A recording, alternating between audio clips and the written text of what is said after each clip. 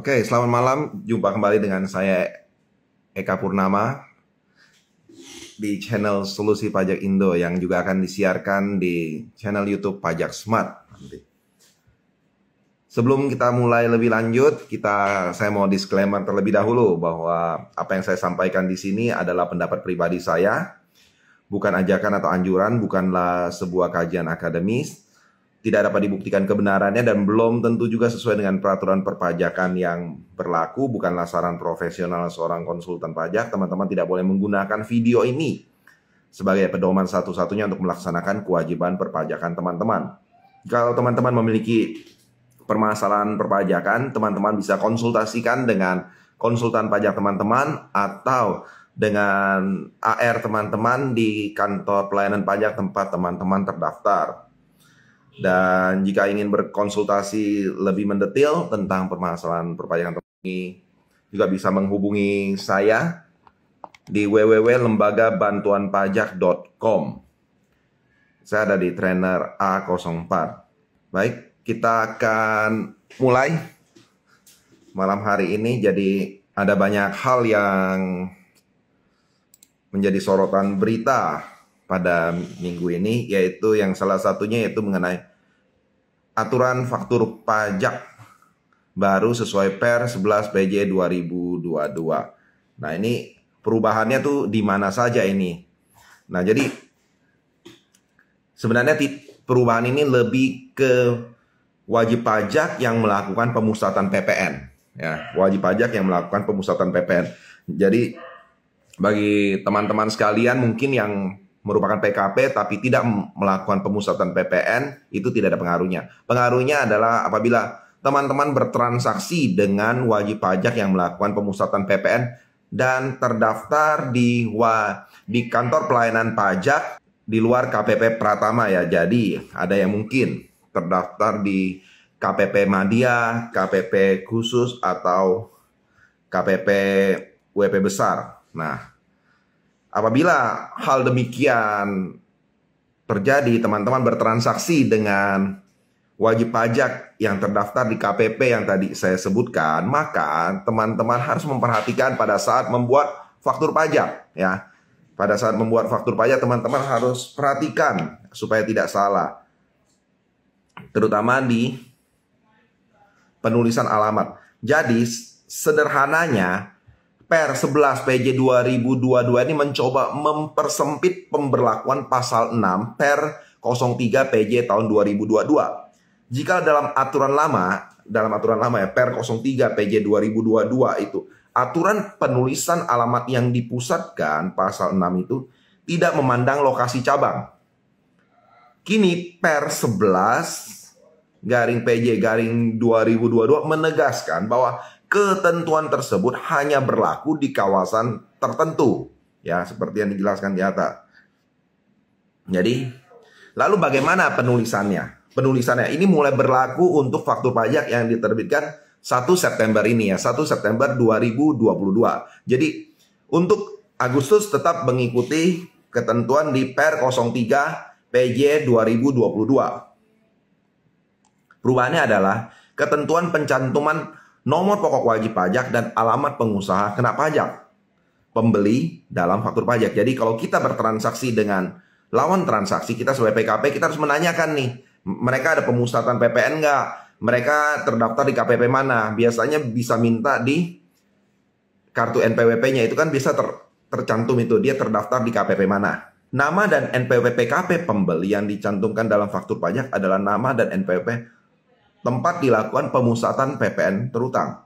Sedangkan alamat yang dicantumkan adalah tempat PPN terutang yang dipusatkan tersebut yang menerima barang kena pajak atau jasa kena pajak di kawasan tertentu yang mendapatkan fasilitas PPN tidak dipungut.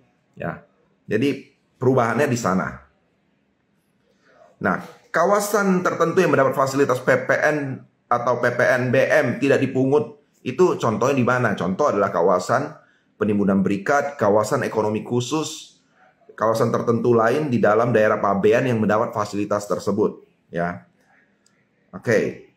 Selanjutnya kita akan masuk ke pertanyaan dari teman-teman. Jika teman-teman ada pertanyaan boleh tuliskan di kolom komentar dari Bu Olivia Ivan. Malam Pak, malam juga Bu. Ya, kemudian membuat maksud Bu Olivia Ivan apa ini? Membuat pembukuan yang rapi. Oke, tolong diperjelas Bu Olivia Ivan, maksudnya apa ya? Membuat pembukuan yang rapi. Ya, semua kita kalau baik badan UMKM atau non UMKM itu pembukuan kita harus rapi. Tujuannya supaya pada saat kita diperiksa, pembuktian kita itu bisa diterima oleh kantor pajak. Kemudian Pak Isaya Thomas bertanya, WP UMKM mendapat pembayaran dari luar negeri, pajaknya apa ya? Apakah sama saja 0,5%? Terima kasih. Kalau penghasilan untuk WP UMKM yang berdagang, semua dikenakan dikenakan pajak 0,5% dari omset. Dari Bu Mika Iwer, malam Pak, izin bertanya, saya pemilik CV yang membayar 0,5% dari omset untuk tahun 2020. Oke, selanjutnya maksud pertanyaan apa ya? Kenapa AR saya suruh membayar pasal 25 tentang biaya entertainment yang tidak seharusnya dibiayakan ya? Membayar PPh pasal 25 untuk biaya entertainment yang tidak seharusnya dibiayakan. Harusnya semua yang dikenakan PPh 0,5% dari omset itu hanya melihat omsetnya saja. Jadi secara penghasilan itu semua kita hanya membayar PPh yang 0,5%. Tetapi bagi wajib pajak seperti CV atau PT, walaupun dia UMKM, tetap harus memotong pajak. Mungkin maksudnya ini memotong PPh pasal, kalau biaya entertainmentnya ini tidak seharusnya dibiayakan. Harusnya itu mungkin ada biaya-biaya, contoh biaya yang berhubungan dengan jasa atau apa, Ibu harus potong PPh 23 memang pada saat bayarkan kepada orang lain. Mungkin boleh ditanyakan kembali, mungkin bukan PPh pasal 25 ya. Seharusnya juga bukan PPh pasal 25 atau 29. Kenapa? PPh pasal 25 atau 29 itu dikenakan kepada CV Ibu atau Bapak ya. Kepada CV atau CV tersebut. Sedangkan yang bisa ditagih adalah pemotongan untuk misalnya PPh 21 kalau CV itu ada karyawan. Kemudian PPh 23 kalau ada jasa-jasa yang dipergunakan oleh CV tersebut. Misalnya, saya asumsi mungkin Mika Eyewear ini bergerak di bidang lensa kacamata atau apa. Misalnya memakai jasa pengangkutan, misalnya pengangkutan barang atau apa. Nah, itu bisa dipotong PPh pasal 23, 2%. Ya. Selanjutnya ada pertanyaan lagi dari Acuang 29, Acuang ya. Untuk toko omset 800 juta per bulan, mau pecah WPOP dan PT perorangan apa bisa? Untuk alamat usaha yang sama, bagaimana pelaksanaannya dan apa saja yang perlu diperhatikan? Untuk satu tempat usaha yang sama, kalau mau dipecah sebenarnya tidak ada aturan yang melarang. Jadi satu tempat misalnya satu ruko atau satu apa, itu ada beberapa badan usaha itu tidak ada larangan. Tetapi harus diperhatikan bahwa untuk PT pembukuannya harus rapi, untuk perorangan juga harus rapi. Jadi benar-benar terpisah antara rekening koran, pembukuan, stok, segala macam benar-benar harus dipisah ya. Bu Mika Eyewear, 3% dari total biaya entertainment tersebut. Coba boleh ditanyakan ke AR-nya, itu PPh pasal berapa, kenapa dikenakan 3%? Baik, selanjutnya kita mau melihat tentang PPh pasal 23 ya. Pasal 23 sehubungan dengan reimbursement. Jadi sering sekali kita melihat bahwa pada saat kita membayarkan jasa kepada orang, kita harus potong PPh 23. Tetapi seringkali uang yang kita bayarkan tersebut seringkali adalah reimbursement. Reimbursement, jadi kita hanya menalangi pihak lain untuk membayar. Nah, pada saat kita menalangi pihak lain untuk membayar, maka sebenarnya tidak ada kewajiban kita untuk memotong PPh 23 tersebut. Tidak ada kewajiban bagi kita untuk memotong PPh 23 tersebut. Tetapi ada ketentuan yang kita tidak boleh langgar, ya. Contoh misalnya ada satu PT Jumbo nih melakukan kontrak dengan PT Iklan Promo selaku perusahaan agen periklanan untuk membuat iklan sekaligus memasang iklan pada perusahaan media. Nilai kontrak yang telah disepakati adalah sebesar 255 juta. Kemudian rincian tagihan PT Iklan Promo kepada PT Jumbo terdiri dari jasa pembuatan materi iklan 100 juta, fee agen 5 juta, biaya pemasangan iklan 150 juta. Nah, atas biaya pemasangan iklan tersebut, PT perusahaan media menagih kepada PT Iklan Promo sebesar 150 juta yang kemudian akan dilakukan reimbursement, penggantian oleh PT Jumbo kepada PT Iklan Promo. Nah, pemotongan PPh pasal 23 atas transaksi di atas adalah sebagai berikut nih. Pemotongan PPh pasal 23 yang dilakukan PT Iklan Promo atas pembayaran jasa pemasangan iklan kepada PT perusahaan media sebesar 2% dikali 150 juta. Ya, karena di situ pembayaran untuk pemasangan iklannya 150 juta kan. Oke.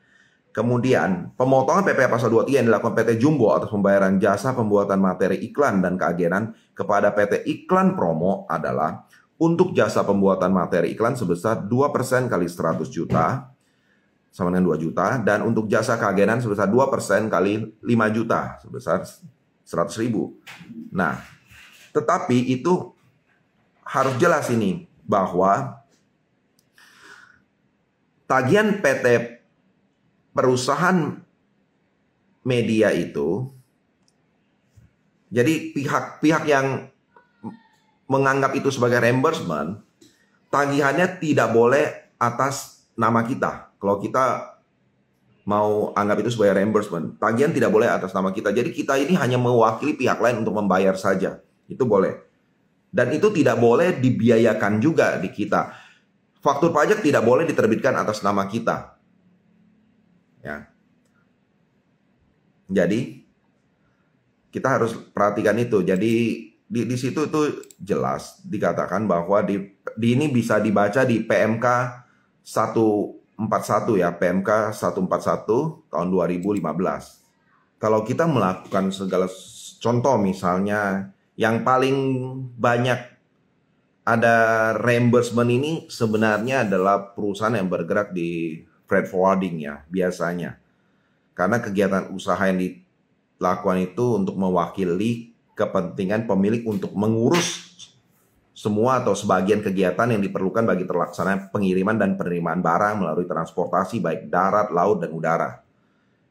Nah, jadi misalnya contoh nih, kalau kita tadi saya sudah contohkan, tapi mungkin supaya lebih jelas, contoh misalnya kita ini adalah PTA, kita mengerjakan suatu pekerjaan untuk PTB. Tetapi untuk mengerjakan pekerjaan PTB ini kita ada memakai jasa pihak ketiga lah, misalnya PTC, ya.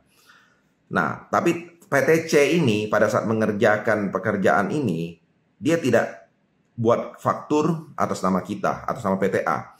Semua fakturnya dia buat ke PTB.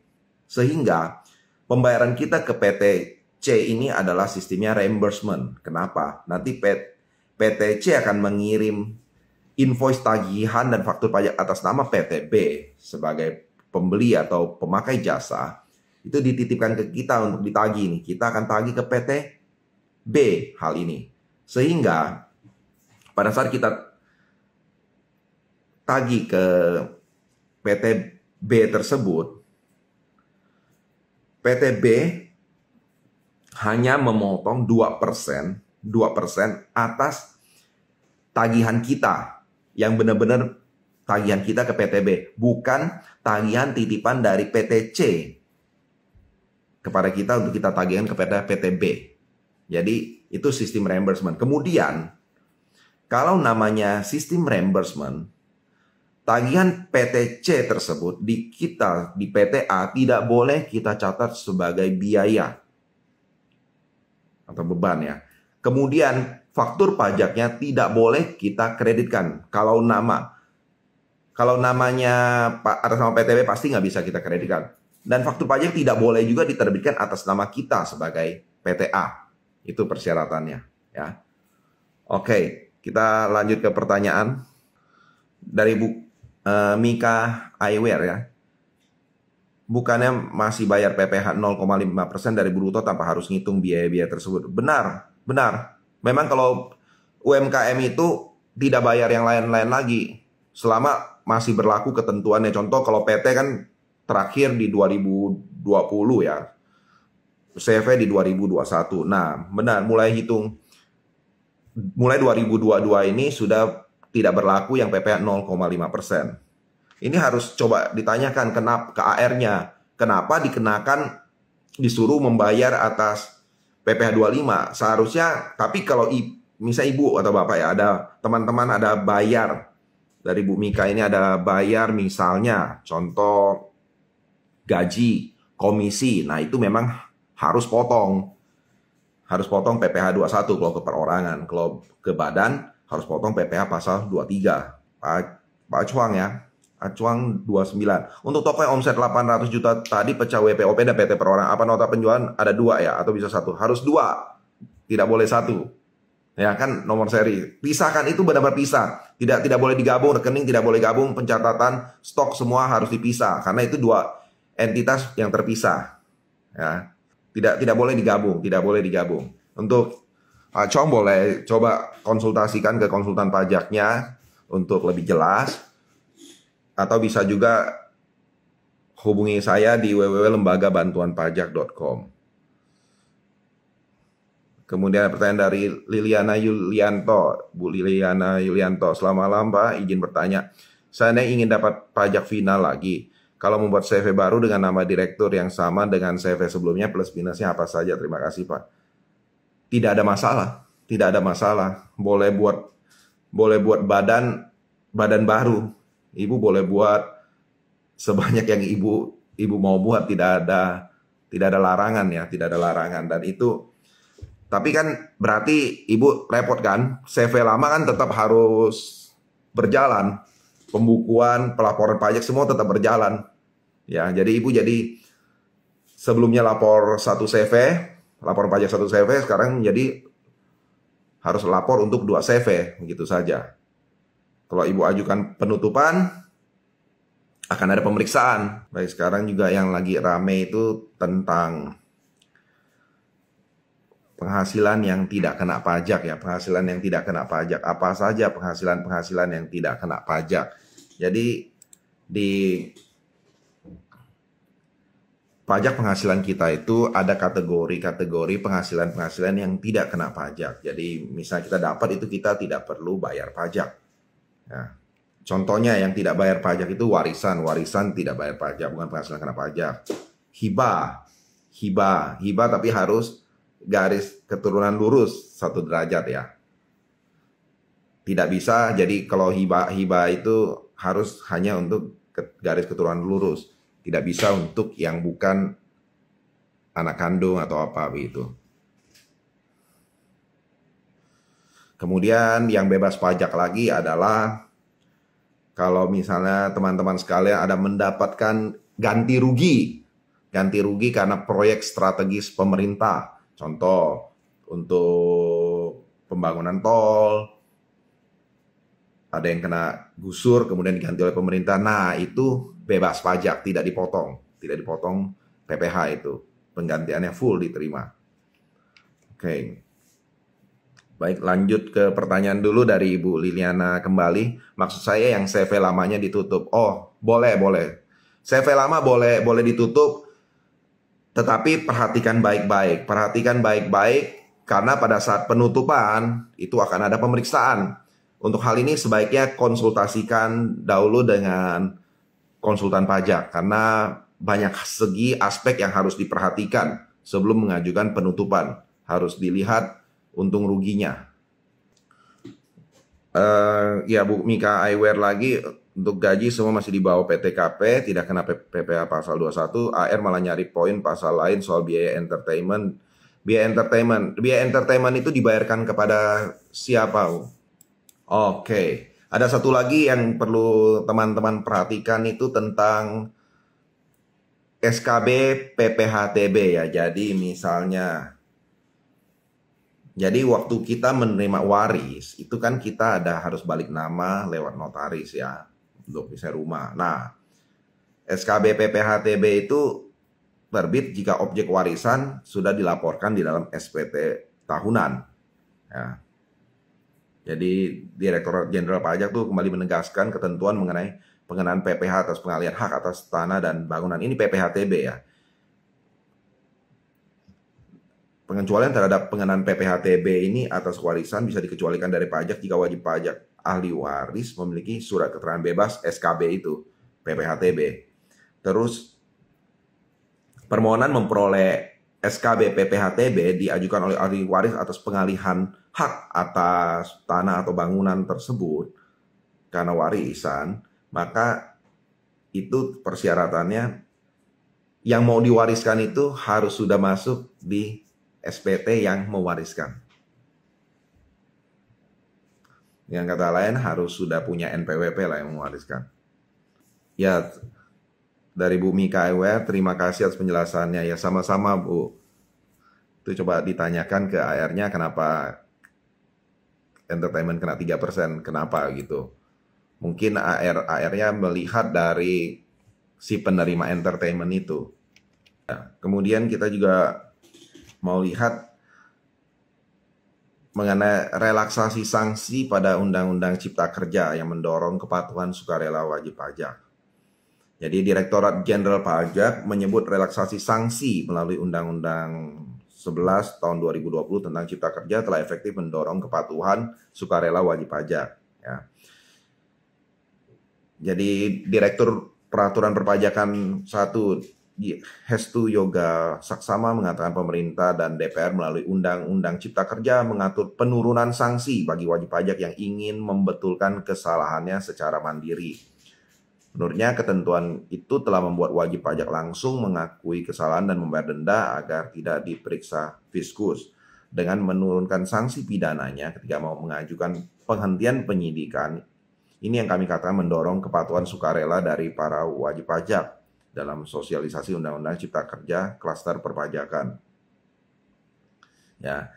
Jadi di Undang-Undang Cipta Kerja ini ada satu poin yang teman-teman bisa perhatikan adalah dividen bebas pajak. Ya, asal diinvestasikan di investasi yang telah ditentukan selama 3 tahun.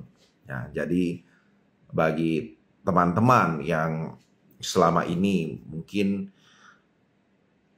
mendirikan badan usaha yang berbentuk PT dan setiap kali menarik dividen harus membayar pajak dividen 10%, maka sekarang pemerintah memberi kelonggaran. Tapi dengan syarat harus diinvestasikan 3 tahun. Maksud kata diinvestasikan itu bukan berarti kita tidak dapat putar. Kita bisa tetap putar dividen tersebut. Tetapi tidak boleh dikonsumsi. Tidak boleh dikonsumsi itu. Nah, ini menarik. Ini menarik. Kenapa menarik? Jadi misalnya teman-teman mendapat dividen tahun 2021 kemarin. Misalnya tahun 2021 teman-teman mendapat dividen. Teman-teman dapat dividen, teman-teman investasikan saja. Investasikan, contoh teman-teman kan dividen itu bisa diinvestasikan ke misalnya ke saham, ke deposito, ke surat berharga negara, semua bisa. Nah, investasikan selama 3 tahun. nanti di tahun keempat, teman-teman bisa tarik nilai tersebut untuk teman-teman konsumsi. Nah, jadi kemudian untuk tahun berikutnya bagaimana? Tahun pertama, dividen tahun pertama akan bisa teman-teman nikmati di tahun keempat. Dividen tahun kedua akan bisa teman-teman nikmati di tahun kelima. Dividen tahun ketiga akan bisa teman-teman nikmati di tahun keenam. Demikian juga nanti dividen tahun keempat di tahun ketujuh. Demikian seterusnya. Sehingga cukup teman-teman investasikan 3 tahun, teman-teman akan bisa mengkonsumsi dividen tersebut pada tahun keempat. Ya, jadi bebas pajak 10%. Kemudian dengan adanya Undang-Undang Cipta Kerja ini juga, kewajiban pembayaran pajak dividen sekarang bukan terletak di pihak perusahaan atau PT yang membagikan dividen. Jadi dikembalikan kepada pemegang saham yang menerima dividen tersebut. Nah, kemudian untuk dividen yang teman-teman terima tersebut dan teman-teman investasikan itu harus setiap tahun bersamaan dengan pelaporan SPT, teman-teman harus laporkan laporan realisasi investasi. Ya. Kemudian perlu teman-teman perhatikan juga adalah pada saat teman-teman ternyata mau mengkonsumsi sebagian dari dividen tersebut. Misalnya teman-teman mendapat dividen 100 juta. Teman-teman mau investasikan hanya 80 juta. Boleh, tidak ada masalah. Teman-teman tinggal yang 20 juta itu dikalikan 10% bayar pajak atas dividen tersebut 10%. Teman-teman bisa konsumsi yang 20% tersebut. Konsumsi itu maksudnya teman-teman mau pakai untuk beli kendaraan, mau jalan-jalan, terserah. Nah, salah satu relaksasi di Undang-Undang Cipta Kerja ini adalah untuk tindak pidana perpajakan. Undang-Undang Cipta Kerja telah membuat besaran sanksi yang dikenakan atas pengungkapan ketidakbenaran dalam konteks tindak pidana perpajakan menjadi lebih rendah. Dalam hal ini apabila wajib pajak mengungkapkan ketidakbenaran setelah pemeriksaan bukti permulaan, ya, sanksi yang dikenakan hanya sebesar 100%. Ya, lebih rendah dari yang diatur dalam KUP sebesar 150%. Dengan relaksasi sanksi, banyak wajib pajak yang mengajukan permohonan untuk pengungkapan ketidakbenaran, ya. Jadi bukper ini adalah satu tingkat di atas pemeriksaan,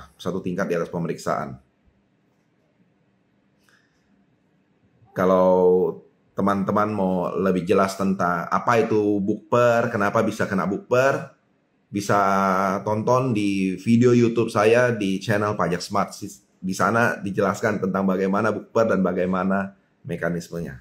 Oke, ada pertanyaan dari Pak Riko Andriko. Pak, dividen PT perorangan kena pajak final 10% nggak?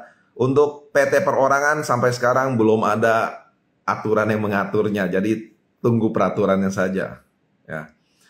Kemudian kita mau berbicara lagi mengenai investasi apa yang tarif pajaknya rendah. Jadi bagi teman-teman sekalian yang mungkin memiliki dana yang mau diinvestasikan, teman-teman bisa memilih beberapa instrumen investasi. Instrumen investasi, kalau teman-teman investasikan dalam deposito, maka bunga atas deposito itu akan dikenakan pemotongan PPh final 20%. Demikian juga kalau teman-teman simpan di tabungan. Tapi apabila teman-teman belikan dengan surat berharga negara, maka tarifnya itu turun menjadi hanya 10%. Ya, lebih murah tarif pajaknya.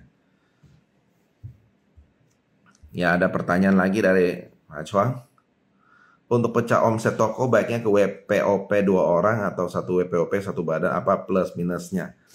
Untuk pertanyaan Pak Chuang ini boleh konsultasikan ke konsultan pajaknya ya, karena ini terlalu detail, perlu analisa lebih lanjut.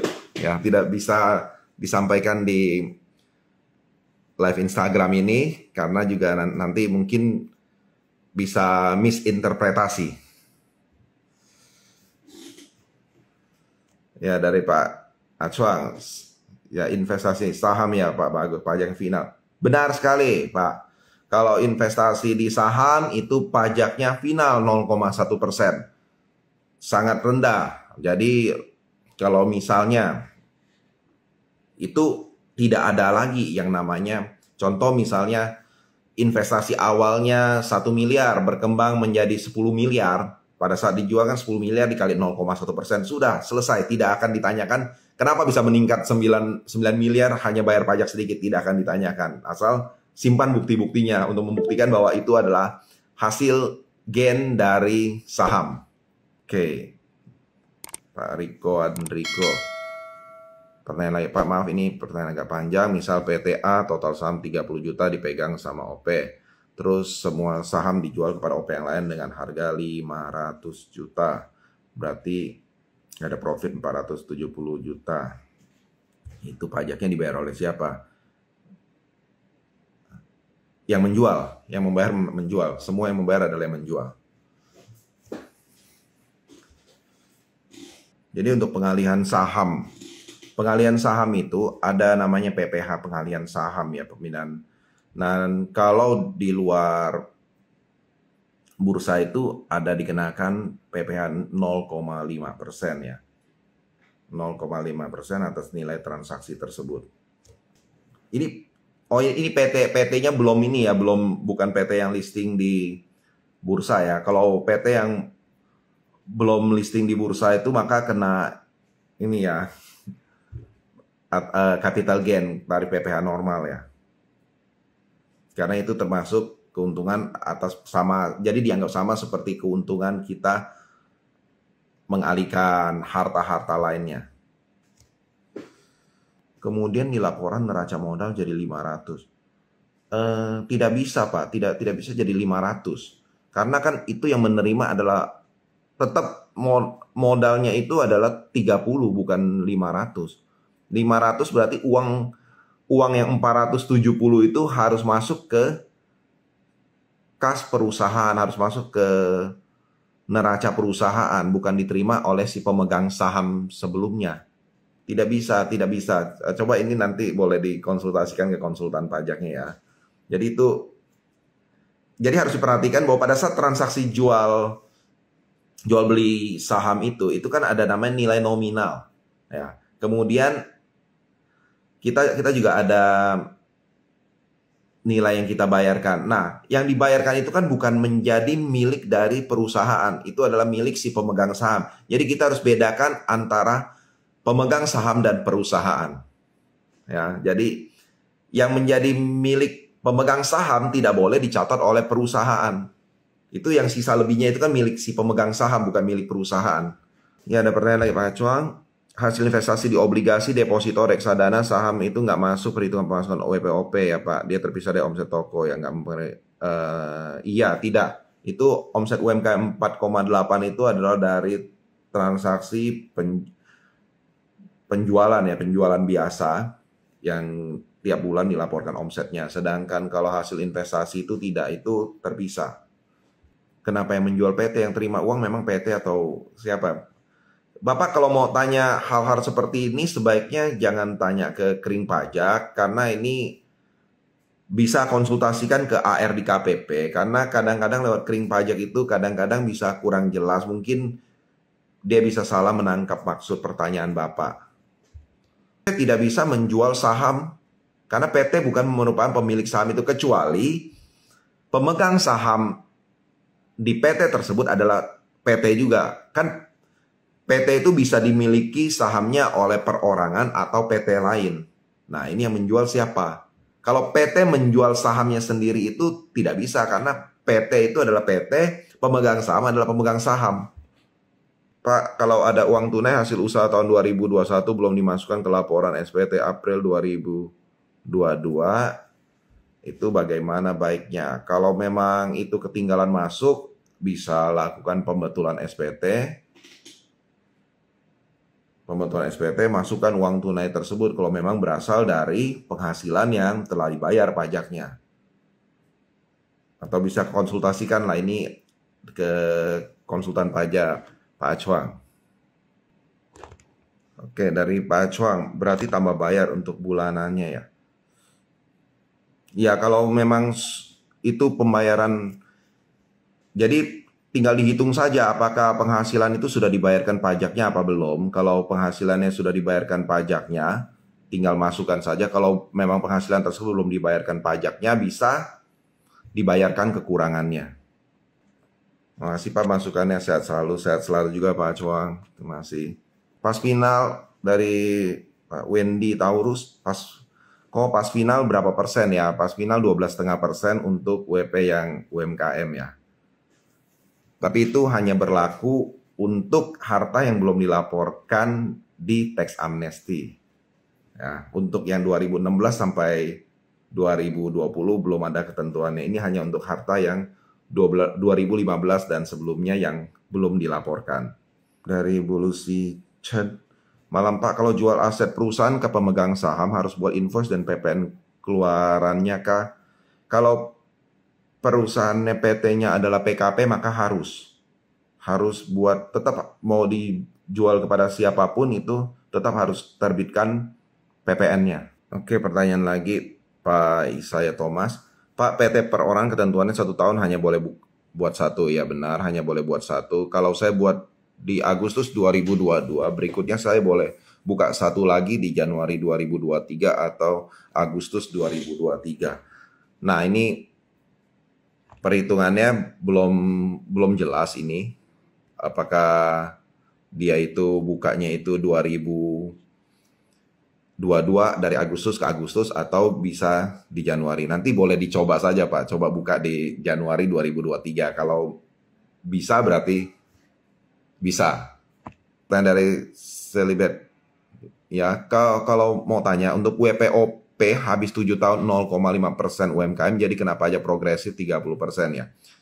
Kena tarif pajak progresif atau untuk sementara sampai saat ini benar kena progresif kalau sudah habis. Tapi mungkin nanti tahun 2024 ada keluar peraturan baru, kita juga tidak tahu, jadi harus tunggu peraturannya.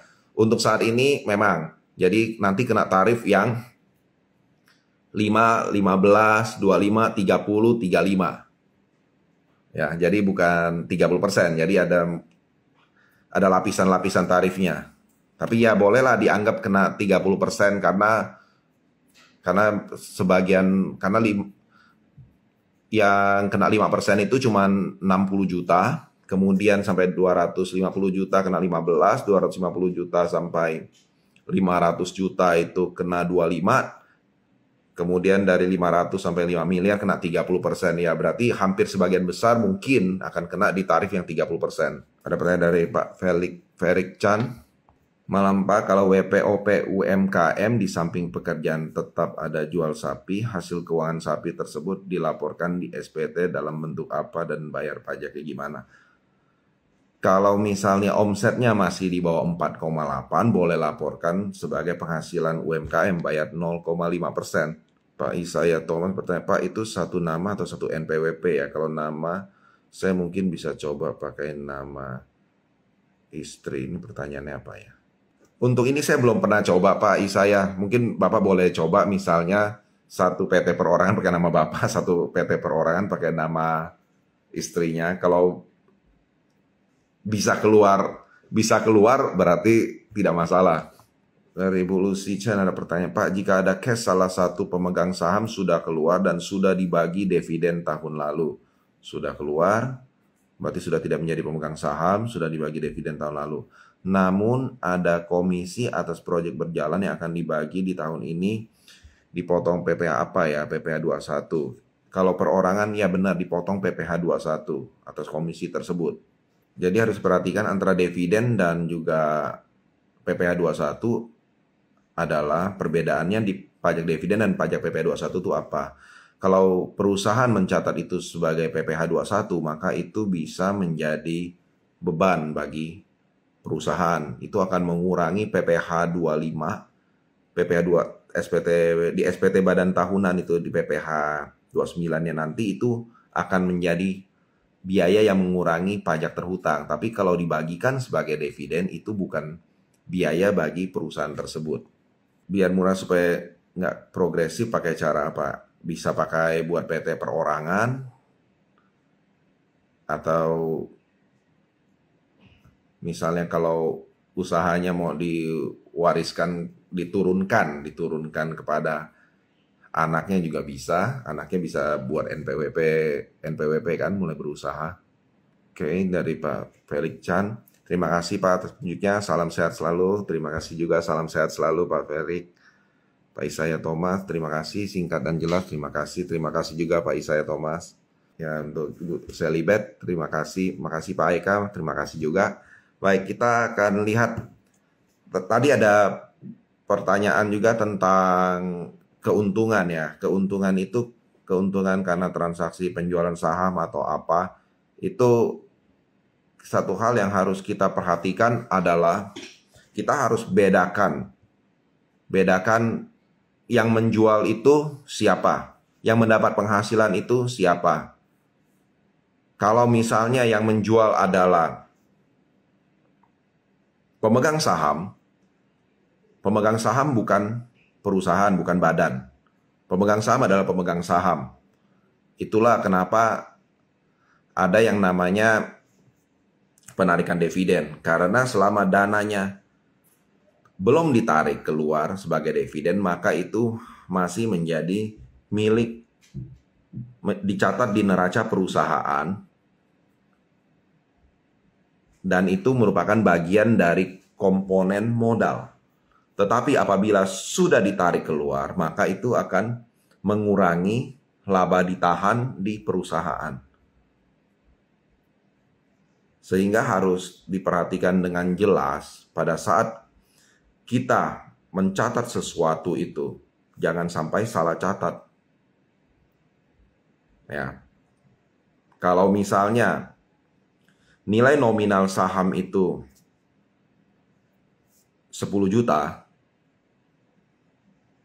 yang tercatat di neraca perusahaan adalah 10 juta. Contoh paling mudah pada saat kalau teman-teman ada yang mengikuti penawaran saham perdana di bursa. Biasanya itu saham ditawarkan adalah saham dengan nilai nominal 10 rupiah, ditawarkan dengan harga 100 rupiah. Nah, itu kan berarti sudah ada peningkatan harga. Di neraca itu tetap hanya tercatat 10 rupiah. Pada saat teman-teman membeli saham senilai 100 rupiah tersebut, di neraca perusahaan teman-teman tercatat hanya memiliki saham sebesar 10 rupiah di neraca perusahaan.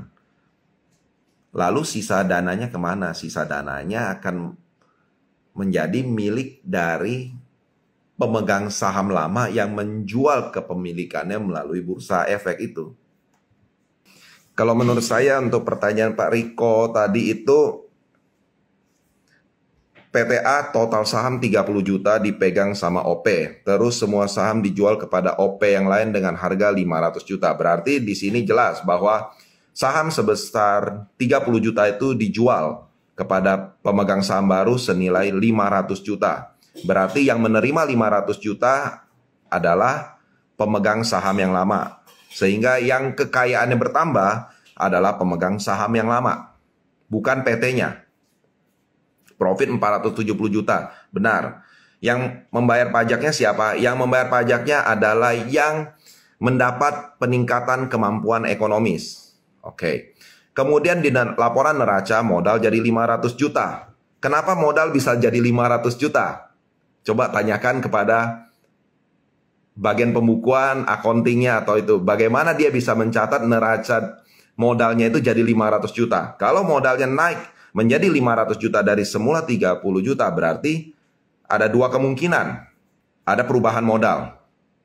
Harus lewat akta notaris. Perubahan modal dari 30 juta naik menjadi 500 juta. Ya, modal dasar, modal di store-nya itu berubah. Oke. Kemudian kalau misalnya itu yang terjadi, uang 470 jutanya itu harus masuk menjadi kas perusahaan atau saldo di bank perusahaan. Ya, itu pasti, itu harus balance. Saya rasa Bapak boleh Coba tanyakan kepada yang membuat catatan ini. Kenapa bisa seperti ini gitu. Padahal nggak ada uang di PT, sudah dibayar ke pemegang saham yang sebelumnya. Berarti neracanya salah. Ini kesalahan pencatatan neraca ini. Bisa konsultasikan ke AR atau mungkin ke orang yang mengerti akuntansi. Ini salah pencatatan. Kering pajak menjawab katanya PPH dibayar sama PT atas selisih harga tersebut karena yang menjual adalah PT. Boleh tanyakan kepada kering pajak bagaimana mungkin sesuatu yang tidak memiliki sesuatu bisa menjual sesuatu tersebut. Ya, jadi PT itu tidak punya saham loh. PT tidak punya saham. PTA itu tidak punya saham. Yang punya saham adalah pemegang saham PTA. Sehingga yang bisa menjual adalah pemegang saham PTA. PT itu ya dia itu badannya. Justru saham di PT itu yang diperjualbelikan. Ya, jadi konsep saya rasa ini ada misinterpretasi. Jadi pertanyaan ke kering pajaknya kurang jelas sehingga menyebabkan jawaban yang diberikan juga bisa salah. Sebaiknya Bapak ke kantor pajak atau ketemu konsultan pajak dan tanyakan. Dan bagaimana solusinya? Ada pertanyaan dari Bu Lilis Bunjamin. Pak, PT PKP ukuran berapa dianggap sedang dan besar? Maksudnya ini sedang dan besarnya ini dalam rangka apa ya?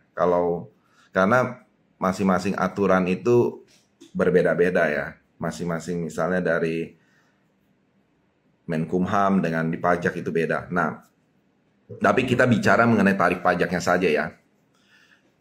Di atas 4,8 maka badan itu sudah harus jadi PKP. Ya. Kemudian ada perbedaan tarif pajak juga, ada perbedaan tarif pajak. Perbedaan tarif pajaknya itu apa? Perbedaan tarif pajaknya adalah kalau penghasilan kita di PT sesudah tidak berlaku yang PPh yang 0,5% UMKM itu di PT, kalau omset kita 0 sampai 4,8 miliar, kita membayar pajak yang 11% saat ini. Kemudian omset dari keuntungan atas omset dari 4,8 sampai 50 miliar, itu kita membayar pajak yang 22%.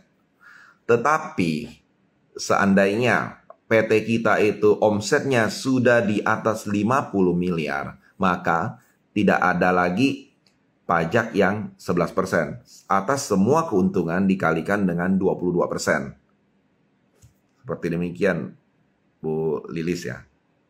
Nah, kita mau melihat supaya kita lebih jelas, terutama teman-teman semua, karena ke depan seandainya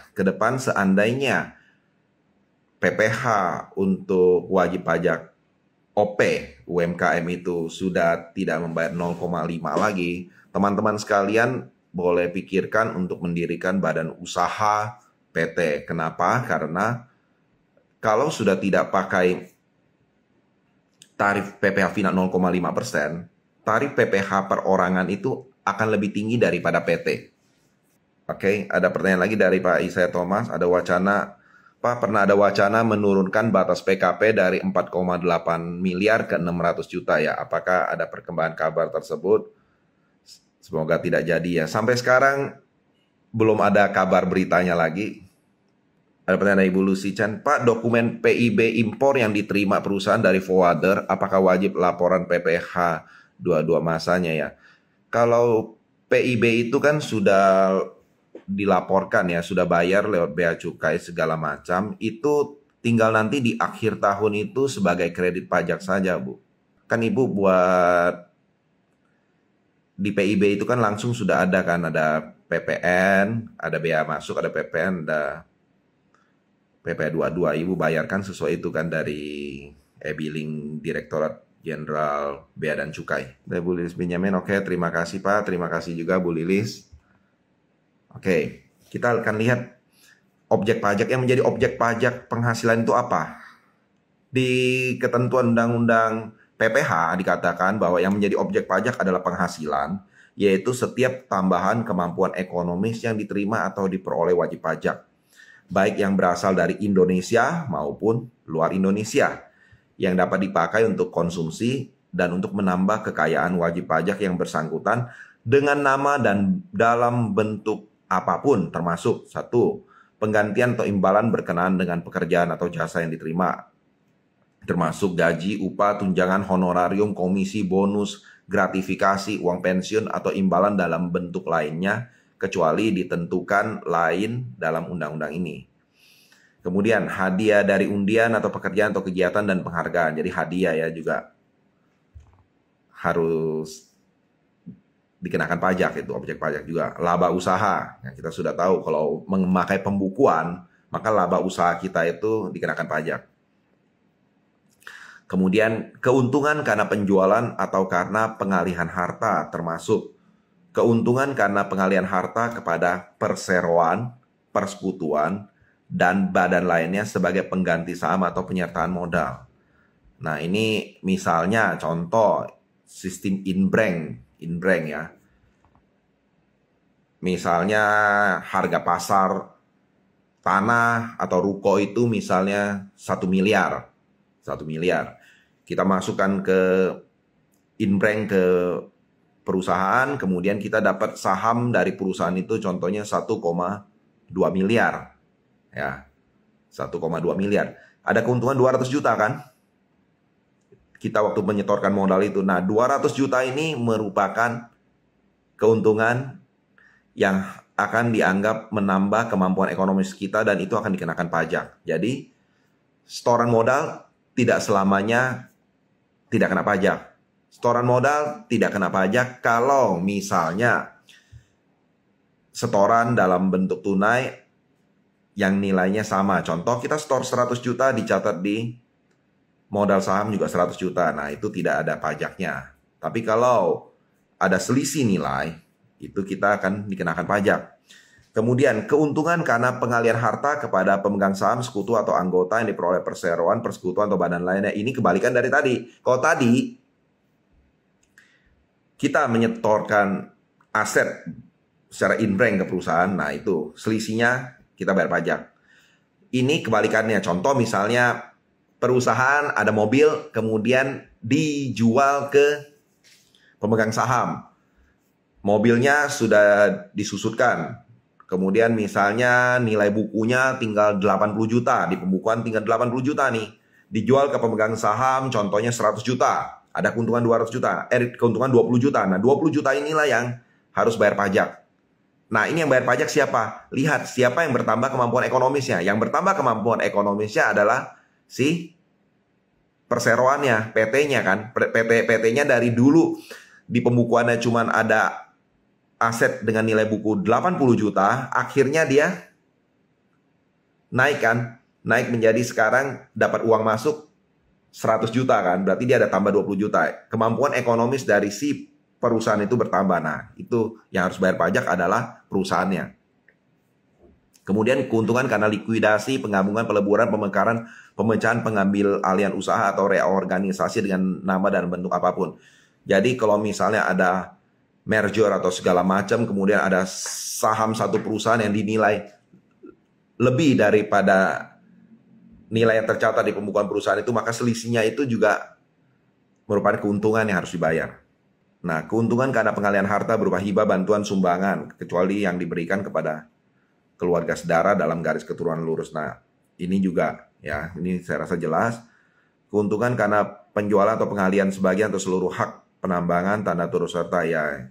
Jadi ini pada perusahaan tambang yang misalnya jual hak iup segala macam itu ada, pokoknya segala macam yang ada keuntungannya itu kita harus bayar pajak. Penerimaan kembali pembayaran pajak yang telah dibebankan sebagai biaya dan pembayaran tambahan pengembalian pajak. Nah, misalnya kita sudah bebankan biaya pajak tapi ternyata sesudah itu kita dapat pengembalian. Nah, itu juga kita harus bayar pajak lagi gitu loh. Bunga termasuk premium, diskonto, dan imbalan karena jaminan pengembalian hutang. Nah ini jelas saya rasa. Dividen dengan nama dan dalam bentuk apapun termasuk dividen dari perusahaan asuransi kepada pemegang polis ya. Jadi dividen itu kena pajak. Yang tidak kena pajak kalau dari asuransi itu adalah penggantian. Penggantian itu contohnya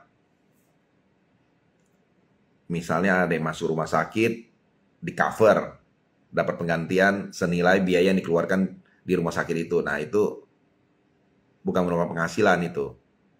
Ya, karena itu tidak ada keuntungan kan bagi si orang yang menerima penggantian asuransi tersebut. Kemudian royalti atau imbalan atas penggunaan hak. Ya, oke, itu kita tahu itu royalti, sewa atau penghasilan lain, sumbangan penggunaan harta itu juga menambah kemampuan ekonomis.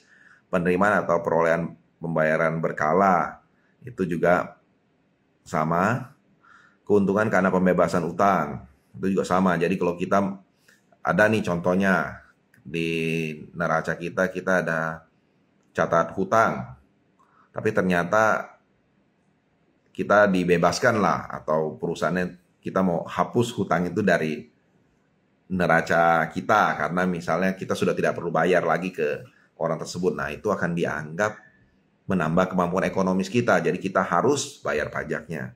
Kemudian keuntungan selisih kurs mata uang asing. Jadi kalau perusahaan yang bertransaksi dengan luar negeri pasti akan ada ini juga. Ya ternyata waktunya sudah lewat dari jam 9 ya. Terima kasih untuk perhatian teman-teman sekalian. Selamat malam. Sampai berjumpa kembali minggu depan di live Instagram Solusi Pajak Indo jam 8 sampai jam 9 ya. Dan juga bagi yang mau berkonsultasi secara private dengan saya bisa hubungi di www.lembagabantuanpajak.com ya. Trainer A04. Selamat malam semua. Terima kasih.